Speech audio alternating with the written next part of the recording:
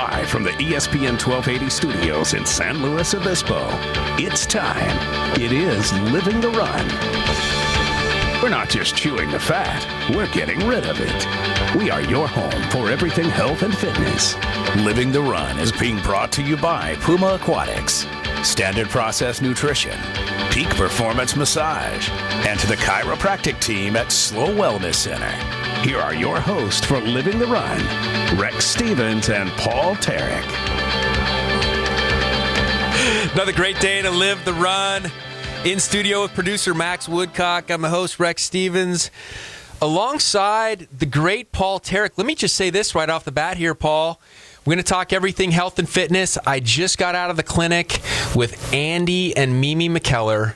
Andy says, you know what? I never had as good a workouts as I did when Paul Tarek was pushing me. I think he was lying to you, but he was awesome, man. He was a trooper. Yeah, he would be sweating like 5 minutes into it, and he would just keep going. I was thinking, yeah, I want to take a break for you.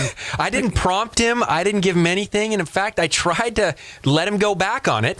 You and say, are you sure you're talking about Paul Tarek? Paul, I'm telling you, you got to get out of that PG&E plant, and you got to start motivating people and get them back out doing health and fitness. Guys like Andy miss you. It was a good time while it lasted. A good time while it lasted. I'm sorry, I'm just sidetracked. I've got this incredible muffin in front of me, and this is a healthy muffin. I don't even feel bad. I feel like I was kind of set up over here. Give me a muffin like right before we start, and then go, oh yeah, let's start the show here. Hey, don't eat the muffin. Well, we're going to be careful how we introduce this, but he is talking about our guest brought in some muffins, and we're going to talk about those muffins here in just a little bit. But former guest, one of the first guests we had on Living the Run, Tara Kulikov with Pinnacle Training Systems. Thanks for joining us. Thanks for having me back. And thanks for bringing in the goods. Yes, like I got muffins. We're not sure what we're eating. Paul is devouring, but he's making kind of some different faces as he's kind of analyzed. It's almost like this is wine tasting. I'm a muffin connoisseur. I think it's known around the globe that I am a muffin connoisseur. Tell us what you brought and what we're eating. So there's absolutely no recipe. This is just my own concoction as I do with things. This is literally overripe bananas. And then have you ever seen those little they're called smashers, where they squeeze them into their mouth? Got them. Yes. Yes. So an organic masher that's half blueberry, half banana.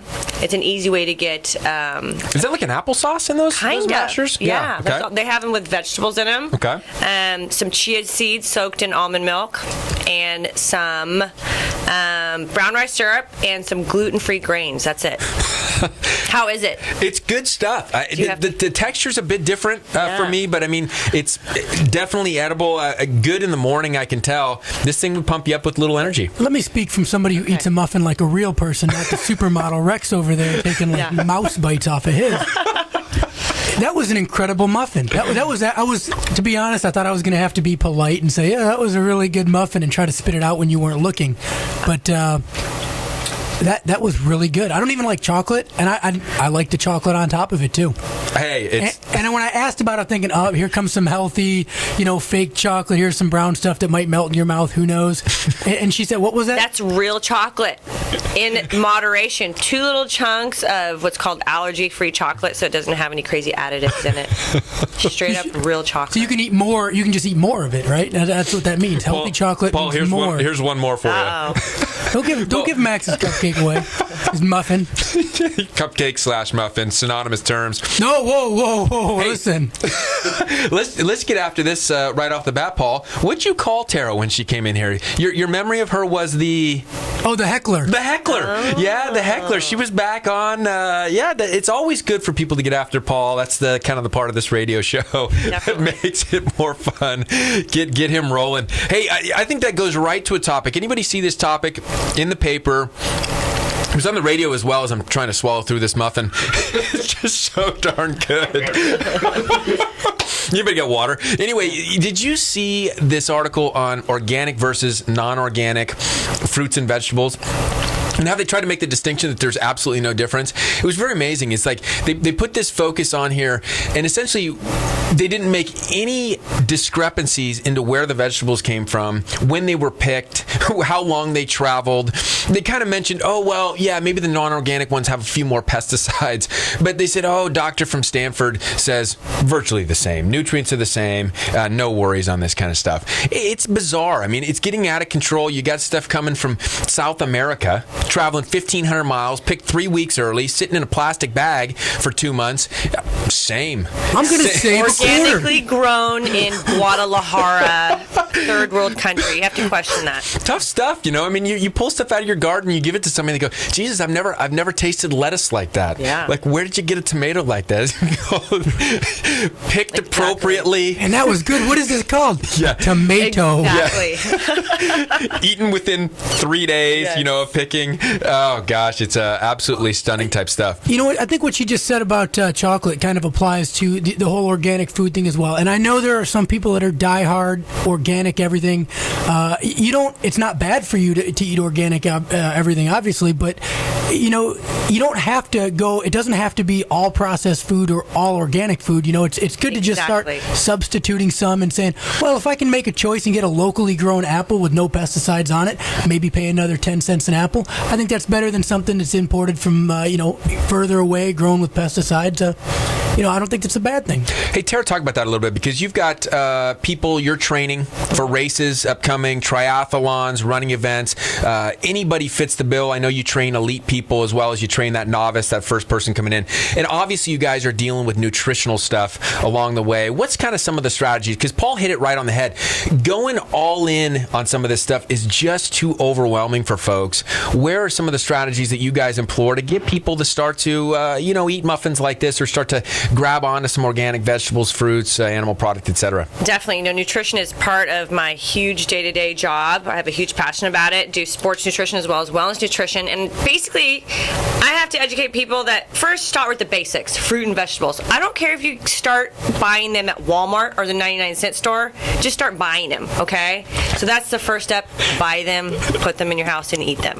Like vegetable chips, Yes. right? Those count, right? To transition from potato chips, you first get vegetable chips, and then you eat those. Yep. No, that's not going to work. Quite. Oh, man, I thought I had something. Baby steps. So if you're eating 3 meals a day at McDonald's, perhaps you want to change one of those meals into one of their salad shakers, as opposed to, And then hit Burger King for your third. Exactly. Well, you're kind of making a good point. I mean, some of that stuff is a bit extreme. I mean, it's just that flat out amazing that McDonald's and Burger King and all these guys, they do the most amazing job of marketing to us. They care about They make me want to eat that food. Yeah, well, I don't know if they go that far, but hey, we're looking at Tara's physique. Everybody knows she's not eating that stuff. But here's the reality. You got to add something. I like what you're talking about. You get people to start to add stuff rather than taking away, and there's a big mental component to that. Totally mental. I never say you cannot have this or that. Just fill up on vegetables before you try to eat Always this or look at the positive. So whenever I make a to-do list for my nutrition clients, it's always positive. We're going to do this. We're going to have this. It's not what we're not going to have. No restrictions. Negatives are bad. Yeah, I think so. And the one thing I see all the time in the clinic is people that once they start to add one thing, they just automatically will start to add something else, and it starts to domino into something like super positive. Chips, why not have some vegetable dip, right? Yeah, there you go. Homemade vegetable dip. Yes. And I like that what you just said, about the muffins too, is you come back to that. It's take what you got in the house. Don't throw away. I mean, what they say the other day, there was a report out on that 40% of the food consumed in America is wasted. So 40% bought or gotten at restaurants, etc., is actually gone into the dumps. 40% seems unfathomable that could be, but it's because they're not doing what you said, is look in the fridge, look in the cupboard and say, hey, I got these things left. I'm going to use them. The banana's a little overripe. No big deal. It's going to go good in a muffin. Yep. I make a mean what's called refrigerator stew. So you look in the refrigerator, and hopefully everything came from the farmer's market, but you make a stew and it's delicious. Or the flip side of the coin is you make a stew and then you go, guys, we're getting pizza tonight. What? Absolutely. Organic pizza. Exactly. Organic pizza full of fruits or vegetables with fruit on the side, right? Yeah, exactly. Well, people put that pineapple on the pizza. I never really got that. It wasn't my favorite, but Max is nodding his head like pineapple was one of his favorites as a kid. Ham, pineapple that ham and pineapple pineapple pizza never did it for me. Didn't do it for me. Sorry. The all vegetable much better. But I would prefer people have pineapple over pepperoni any day. Hands down. You just lost half of the people. I that tuned in. know. Like, Yeah. wait, no pepperoni. Yeah, the listeners just shut down. They just switched stations. Like I said, moderation. A few pepperoni slices and a few pineapples. Baby steps. I like that. You're listening to ESPN 1280, Living the Run here. Tara Kulikov in studio. Talk to us about what's the next upcoming race. What are you training people for right now? We got tons of stuff going on right now. So September's a big month. We are in the middle of our City to Sea half marathon training program. Athletes doing phenomenal with that. We have a race coming up here in a few weeks. The Scott Tinley triathlons out at Lake Lopez. We'll be out there supporting athletes. Then we have end of September, Heritage Oaks Banks, great local family race in Paso. And then October, we hit hard with the Morro Bay Triathlon and the City to Sea. It's going to be a good time. Isn't there a Tough Mudder coming up too? There is. It's at the end of October. End of October? Yep, Is it 2-day event. I believe it's the 28th and 29th of October. Let's talk about. Go ahead, Paul. Is that in San Luis? Yep, at Laguna Lake. Laguna Lake, yeah. Put on by All Out Events. That's a great event. Talk about when you say we're midway kind of in that training for a half marathon. What's happening with the novice, first timers at this stage? What's happening with the elite athlete at this stage? So at this stage, like I said, we are going on, I believe we're on week 8 or 9 of our 14-week program that we do for the City to Sea. It's amazing to see that the novice athlete who couldn't run 2 miles the first day is going to be running this Saturday 10 miles. Okay? And then we have our elite people who are running about 12 miles. So they'll be, respectively doing just as hard at their own pace and slightly modified distances. Talk about some of that training too. We talk about some of this eating stuff and the additions of adding anything to your exercise routine. How many of these people are we encouraging to go as far as grabbing heart rate monitors and logging all their times and getting like super objective, using the iPhones to kind of critique their strategies versus just getting out there and kind of having a little bit of fun with it, enjoying the time? What do we see on the spectrum there? We have a varied spectrum, and that's actually how we have our coaching program set up, where we have rates where athletes can use their GPS, they can use their crazy scientific terms to really dial in their pace, or we have perceived exertion. I feel okay. I feel really bad. I feel like I'm going to vomit. And so literally we have half and half, I would say. So what do we do for that group that wants to vomit? Do we You take carry a around salt trash tablet, cans? you walk it off. do we run by them with a bag? Well, we don't train our athletes that way, and unfortunately, I do see athletes at race day who haven't trained who present End up themselves vomiting. to be that way, and then I say, "Here, you got to come train with us. You got it all wrong." So do you do any? So it's a lot of road races, road running. Is that trail stuff as well? Yeah. Oh, you guys do some trail. Do you guys actually go to the track and put any footwork in on the track? We have a track workout every Thursday tomorrow, 6 a.m. Would you like to join us? Our level 3 has 3 1-mile repeats. Totally love Come to, on, but I can't. mile repeats, 6 a.m. Cal Poly, City to Sea people. Mile repeats. So what's going on in the in between? How much rest in between each mile, and what are they trying to do? Percent exertion of We max. have 3 levels. So once again, level 1 more beginners, level 2 intermediate, and level 3 advanced. So level 3, the advanced, they'll be doing 3 times 1 mile repeats with 1.5 minute rest, going by their own personal perceived exertion. So we have people running, 5:15 pace, as fast as that, all the way up to like 7.5 minute pace. Yeah, but I mean, what is that? I mean, say they're running 5:15. Are these That's people? almost like you're going to vomit. No, it sounds like I would vomit. yeah. Actually, it sounds like I would vomit. Is that? But for them, are these like 4:45 type runners, or is 5:15 near their max? No, 5. It's what's called an interval day. So it's their fastest day that they will do the whole entire week. Yeah. Wow. But if they had to open up and run an all-out mile as fast as they could, the guy running, let's say somebody running the 5:15 group, if he had to open it up, he or she had to open it up and run as fast as they could. How fast could they run, you think? And you know what I mean? What's their all-out mile time? Yeah, that's hard to say because they're currently training for a longer distance. So our definition of an interval is 45 seconds faster than your half marathon race pace.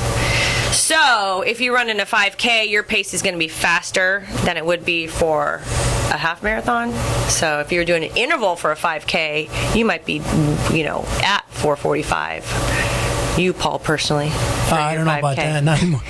In my mind. Paul Tarek, what was your fastest 1,500 meter? 1,500, 424 converts to I think 441 mile. I like that.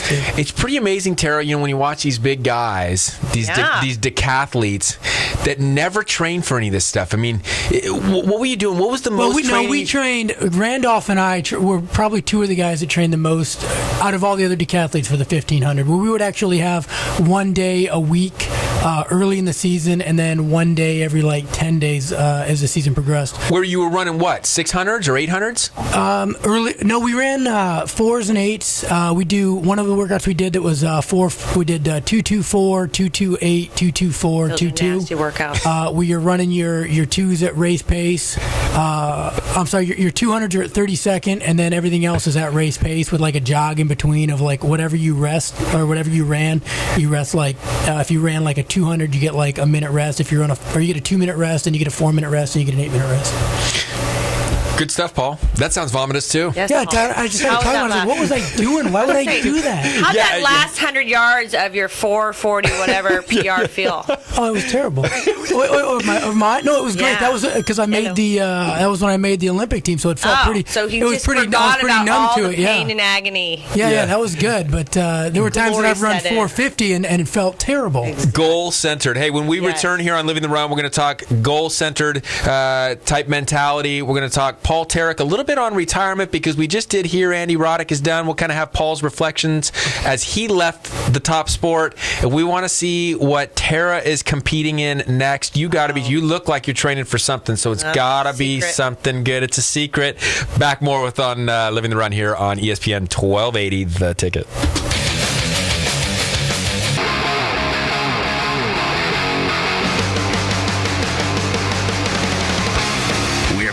With Living the Run.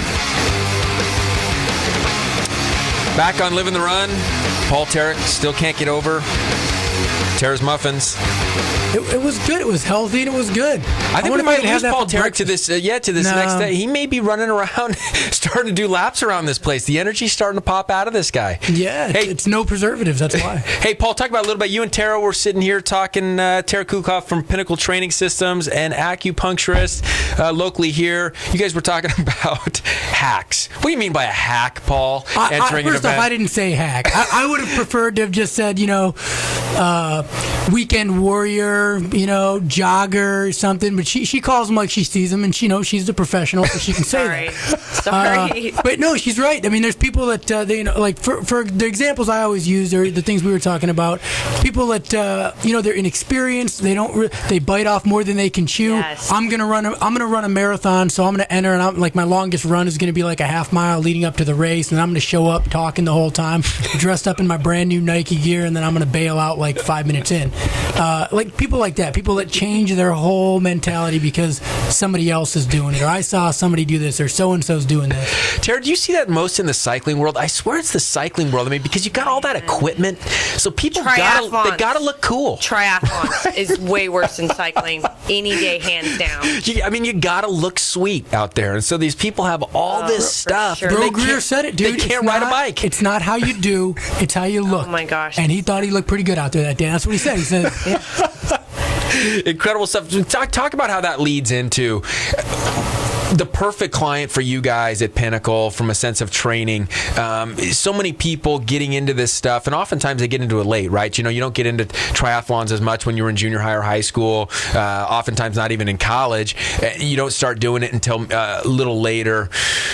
Talk about that experience factor and how you guys can bring a little bit to the table to help these people prevent injury, maybe a little bit, help them succeed, help them want to do it again. I mean, ultimately, that's what we want here. Living the Run, one of the things we're trying to get is people to get out there and do something, but continue to do it. Want to keep liking doing it. Yes, continue to do it and have a positive experience. That's our whole goal. Not to go there race day and have your brand new Nikes rub blisters on your toes, half mile in, or have your wetsuit that you never tried on not be able able to zip up, or put shampoo in your goggles trying to defog them and get soap in your eyes.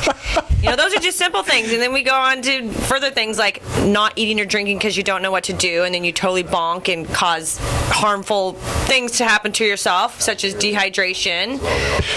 There's been some serious stuff happening besides the things we're laughing about, like heart attacks, things like that. And you just want to be prepared as much as possible to have a good experience for yourself and for others.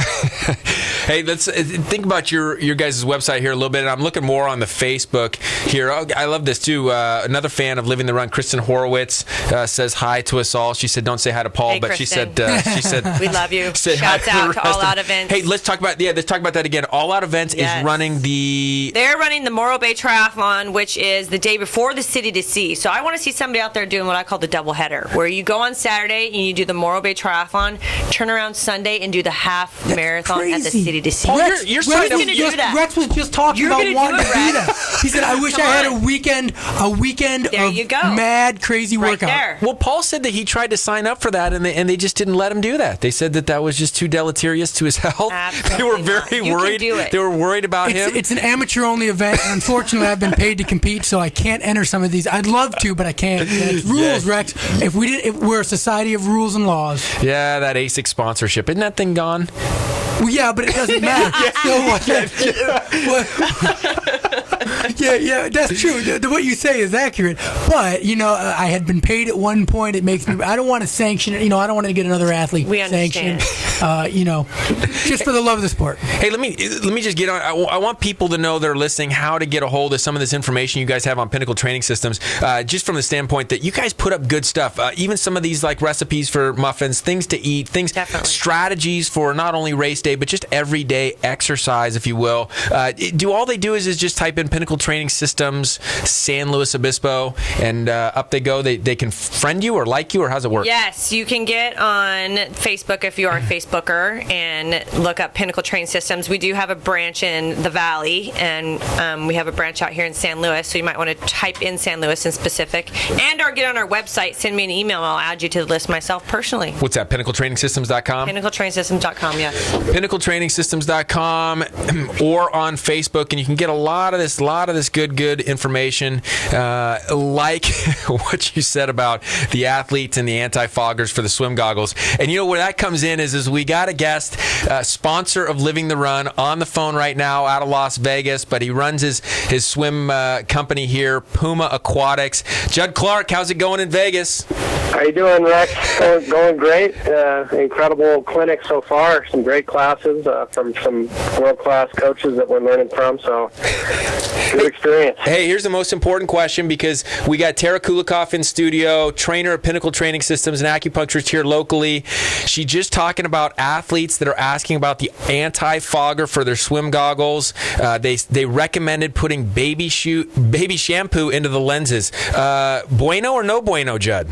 I've heard that same solution for that problem, but I've never tried it. You think, 3 kids of my own, I would probably have that experience to try it, but I think our kids just scuff up their goggles so quickly they don't even get a chance to wear them. You have to give them fogged up. But that's worth a shot. It's definitely worth a shot. Well, do you have to use the Johnson & Johnson baby shampoo? Because Tara's worried about the stinging of the eyes. Because I've still seen my 2-year-old nephews get their eyes stung from baby shampoo. That's interesting. I'll admit that I've used baby shampoo for my own hair, and it does sting. It's gotten in my eyes. But your hair is soft and silky, though, so it's kind of like a good trade-off. Yeah, it's a trade-off. And it probably smells good too, huh, Judd? Yeah. So I don't know if I can answer any defogging goggle questions, but I think they have some good organic shampoo over there at New Frontiers that you might be able to try. I'm going to go out on a limb here, and I'm going to say that some company at some point probably manufactured some anti-fog that I think, maybe there's a niche for it. Yeah, there's got to be. You can buy anti-fog specifically for your lenses, your swim lenses, yes. Well, the cheapest thing to do is what they do for scuba diving as well, is you use your own saliva. That actually does work pretty well. But I was going to say, don't you just spit in them? Yeah, that's one something that you can do. So if you guys out there don't want to buy shampoo, bring them over here. Rex will spit in your glasses for you. We'll see whose spit defogs the best. We can. Yeah, that's a good scientific experiment. Yeah, I mean, it seems like something the government might want to pay for. Hey, coming in here to the fall, Puma Aquatics. What's Puma Aquatics got going for kids? The swim programs. Obviously, everybody knows people are signed up in the summer and the spring when it's warm out. But what are we doing for kids, and how do we get them involved for the fall programs, Judd? Yeah, well, September and October, they typically are our busiest months. And even after the Olympics, I think we're definitely seeing a big spike in people wanting to get in the pool. Our programs at all three of our sites, we offer novice through national level groups that the kids can be a part of, ranging from like 5 years old all the way up to, we've got a swimmer that's training for the Deaf Olympics. He's 31 years old. So pretty much any level, we've got a program for him. Hey, good stuff. I know you're there, and Tara was talking about it earlier with their athletes, and one of the keys to any good program is that it allows people to have fun, which continues to get them to stay with it. It's one thing I always loved about what you do, Judd. Talk about some of the stuff you're learning there that keeps things fun for people, keeps motivation going, so the kids don't burn out on this stuff, and that they enjoy it and they take it on to adulthood and then enter Pinnacle Training Systems, have Tara train them or the next thing, and they want to just keep going with the sport, with the fitness, and so on. I think that's the ultimate goal, is you want to see these kids develop into lifelong fitness enthusiasts. And part of what our goal is we want to create that environment where the kids want to be there. They want to develop their own goals for themselves and have that success. And one of the best talks I went to today, they talked about character and integrity, and that character should come first in all sports. And that, in today's society, where you're looking at these athletes that it's kind of ego-centered, where it's all about me, where's the team in that? And this talk was great in how character prevails above all else. And that goes into, being a good example, good leader as a coach. And I thought this was an interesting point, that coaches are really defined as kind of like the last defense, meaning that you've got peers, you've got parents, aunts, uncles, you name it, and you've got coaches who spend a lot of time with these kids, especially as they get into those middle school and high school years, where parents are sometimes worried about what their kids are up to. And so just teaching from a young age the importance of leadership and making good decisions. And, as a coach, here's my expectation for you. And this is something that they're only going to get better with as they get older, and it's going to be something that's going to be a life skill that can save their life, really, when you think about it, with all the different things that the kids are exposed to as they're getting older. And I totally agree with you on the character in sports, and unfortunately, we don't see that in the professional arena a lot of times. Where, from your perspective, where does that go? Where do we kind of go off track, and what can people do to make sure they're? Because I know you see some 7-8-year-olds, and it is all about character and integrity and doing the right thing, and it's not a win-at-all-cost mentality. They don't celebrate that, and they'll almost tell on each other for cheating. But where do they go off track, and what can you do to prevent that? Yeah, I think we talked about that today, actually, and a big part of it can be, parents have all the right intentions, and, coaches have the right intentions, but sometimes it can be too much, where it's, it can be a simple thing, where a 6-year-old comes back from practice and the parents are asking, well, who did you beat in practice? Well, that shouldn't be the focus. That shouldn't be the question. It should be more like, what did you learn in practice today? What new skills did you come out with? Or, what fun game did you do on your backstroke drill, versus always comparing your child to somebody else's, because a lot of times that just drives the kids away from sports. Judd, I know you got to go here. I appreciate you coming on. It's an interesting thing that you talk about there.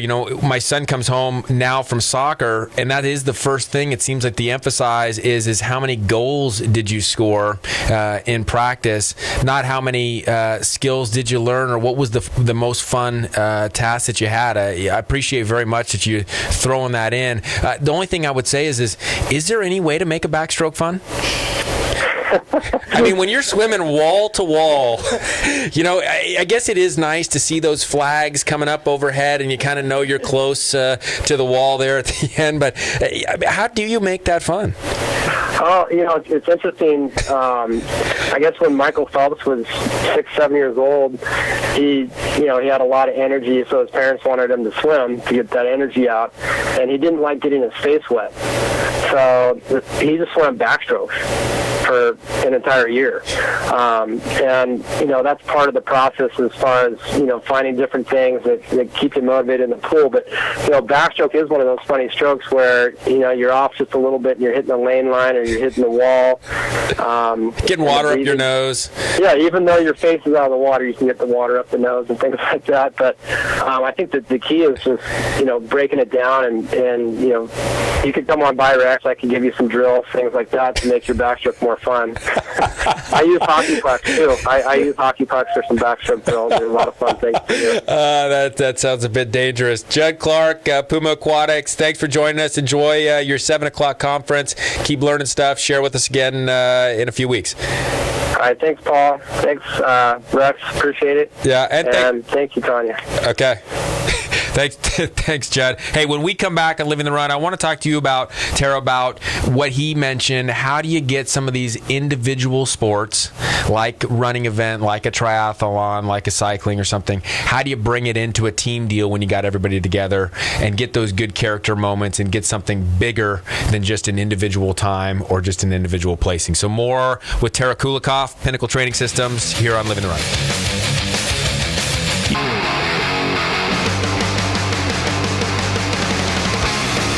Back with Living the Run.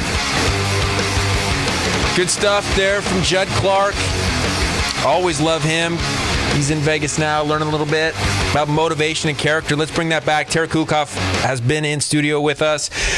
Talk about character building, some of this stuff, and team atmosphere of individual events like triathlons, running events, etc. How do you get the team atmosphere? How do you get some accountability? How do you get some of that stuff Paul was talking about to get people driven to see the bigger picture in this whole deal?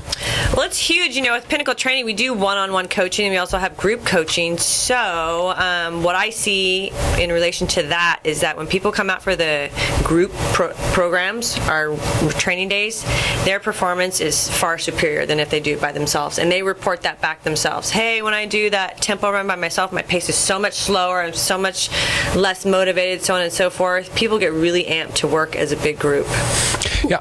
When you go, especially running, distance running, one of the biggest detriments you can have is the fact that you have that amount of time to yourself just to think. And the whole time that you're running, sometimes you're thinking, man, I'm sore and I'm really tired. Maybe I shouldn't be this tired. And you start having this mental war with yourself.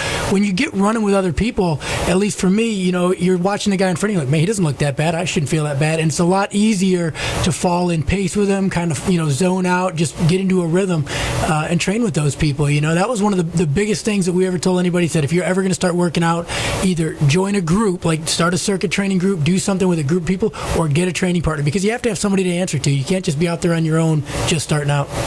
Yeah, Ben, we got to get people into pinnacletrainingsystems.com, because the reality is that people are out there trying to do this stuff on their own. They're often getting kind of bummed out because they're either getting hurt, they're not improving at the rate, or exactly what you just said, Paul, they're out there by themselves, and sometimes it's a nightmare to be out there by yourself. So again, pinnacletrainingsystems.com, and one of the great things I think these people need to get into the group phase, the accountability groups, to get out there with 4, 5, 10 other people to get this stuff going on.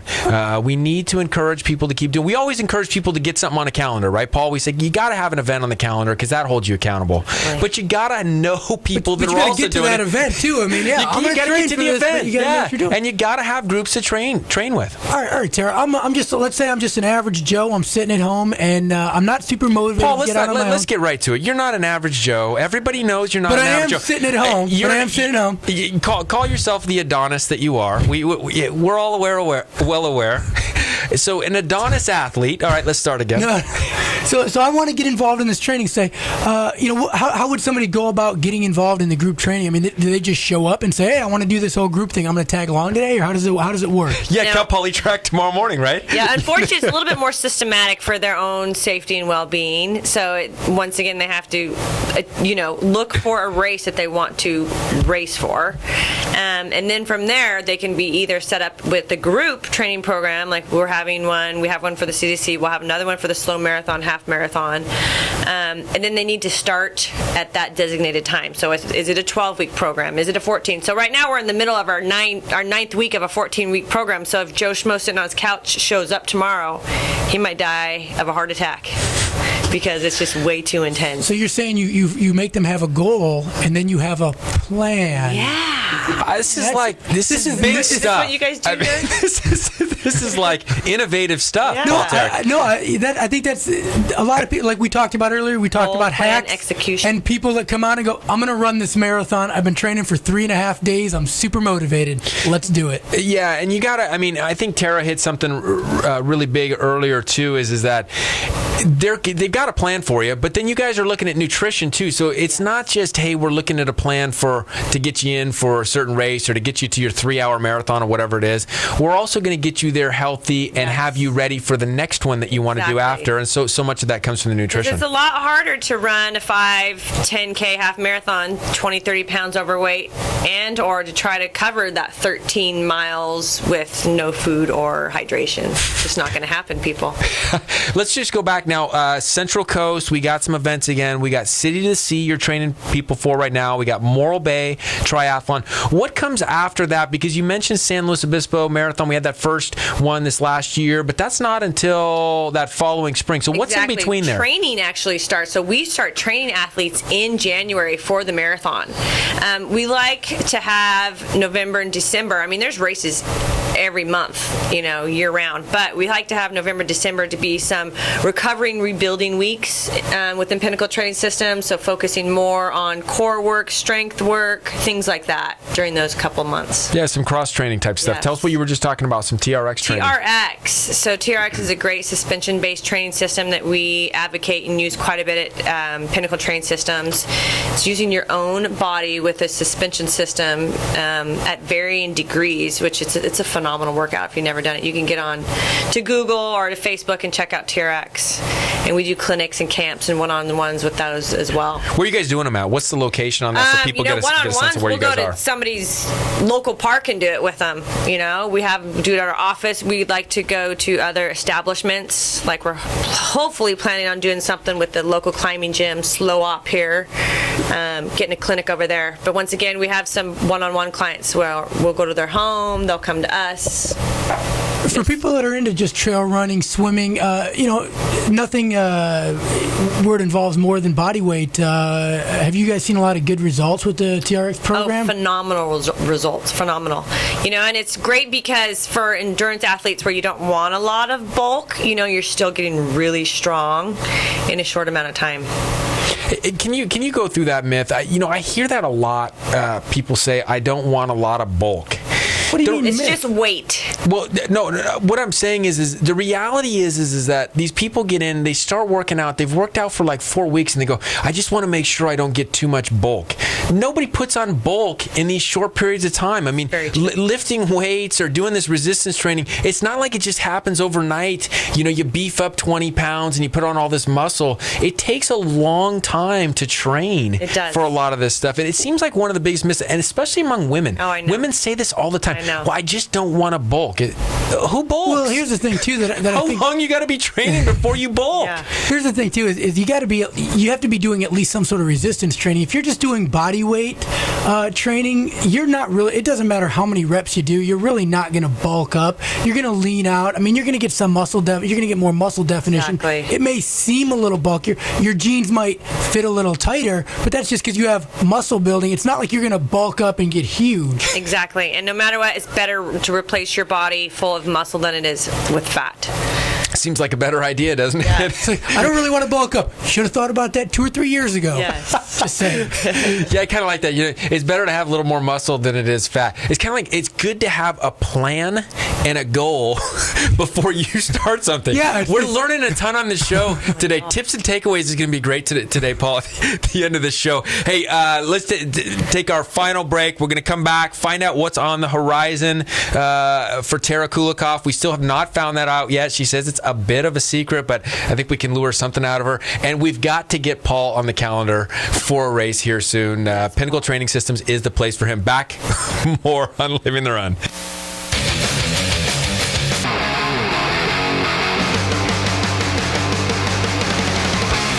We're back with Living the Run. Another good show. Paul Tarek.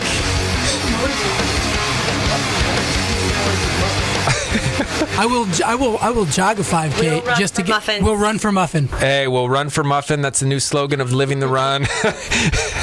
Take it how you want. Tara Kulikov, it's been a great show. Thanks for coming in. It's nice to have more time with you. Again, Tara Kulikov, Pinnacle Training Systems. PinnacleTrainingsystems.com is where you find these guys. I'm telling you, they'll put the plan together for you.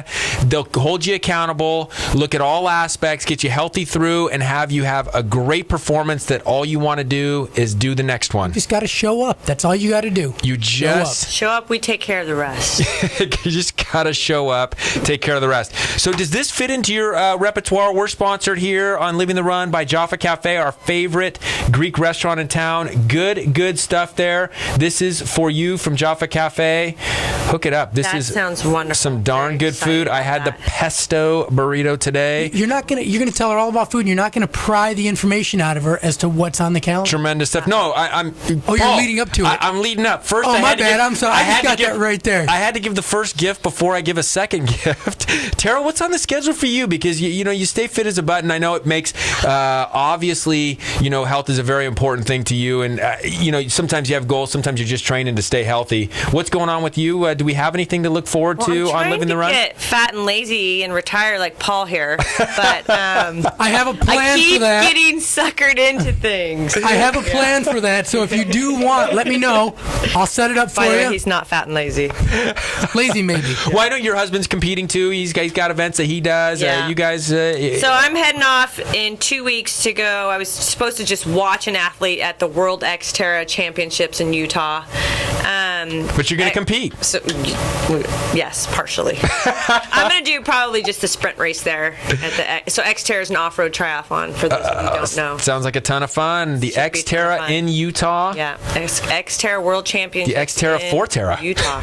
There we go. There's Xterra. Named after you. Exactly. Hey, we wanted to also talk about one of our sponsors, Left Coast T-shirts. They made us these great tank tops for you. I might have to change the size on it, but at least I'll get you that one. David Whitaker at Left Coast T-shirts. Great We've stuff. had T-shirts made. They are great. Of course, they're the Yes. greatest over there. This is very soft. So we got to use those guys. We always finish the show with something soft stuff, huh? Yes. Good stuff. Racerback. Everybody's looking good in it. Paul was sporting it last week. The I love muscles mine. were ripped. Things I look love my good. T-shirt. Yeah, we got something we do called tips and takeaways. What's the last thing we might say? Something for the listeners to take home tomorrow that they might be able to start, add to their health and fitness, and something in their goals. Make a plan. Make a plan. Simple, Paul. What do you got? I'm gonna go back character. It's sports and athletics. It's about character building. It's not about anything else.